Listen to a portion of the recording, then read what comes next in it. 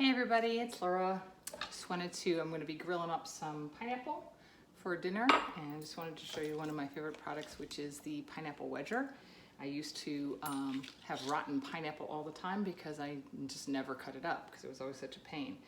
So if you guys don't know how to pick a ripe pineapple, this has been sitting on my counter for a couple of days, but you want to take that center leaf and you want to hear that snap when it comes out. It doesn't want to be too hard to come out.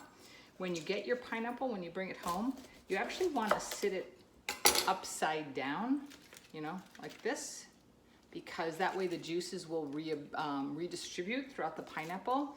And pineapples, they grow like this, that's the bottom, and they are transported like this. So you want to turn it upside down so that the juices kind of run back through and make the entire thing sweet.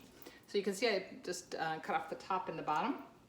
And the pineapple wedger is designed to go over a standard pineapple. And you could push down all day and nothing happens to it. But what you want to do is you want to center it over that core and you just want to rock it down. And it goes right through. And then you're going to finish it in the cap so that those sides come right off. And you have a perfect cylinder of pineapple. I'm going to take out that center core, which by the way, you can freeze this and put it right into a water bottle and it'll infuse your water with pineapple flavor. And it acts like a really cool ice cube as well.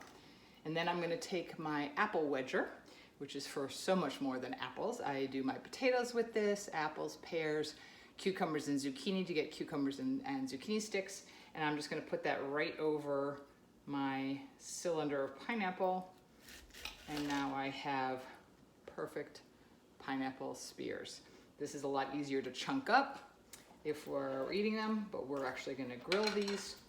I got one bad one there. So I'm just gonna go right into my bowl and to the grill.